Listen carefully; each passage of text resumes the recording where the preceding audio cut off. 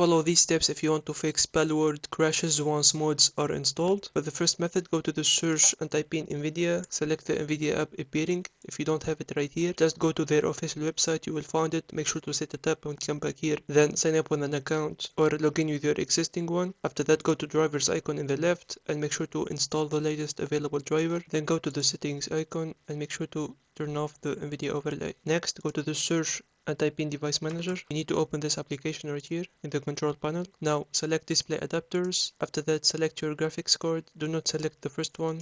Right click and press update driver. Select the first option. After that, click close. Go to the Windows icon and then go to settings. After that, go to Windows update. Make sure to download and install all of the pending updates you will find. Then go to the Windows taskbar, right click and select task manager. Go to the search and type in Palworld and then type in Steam. Make sure both of them are not running in the background. Otherwise, select them, right click and then terminate them by clicking on end task. Wait for a couple of moments. You need to relaunch the Steam again. Then go to the Steam logo, top left corner, and then go to settings. Select the in-game right here and then make sure to switch off Steam overlay as well. Go to the view option and then select library. Now look for the Palworld game that you have. Select this gear icon and click on properties. After that, select installed files and click on verify integrity of game files to ensure that you have the full original files of the game. Wait for the process to finish and hopefully the problem is fixed. If you do find it helpful, consider subscribing and see you on the next one.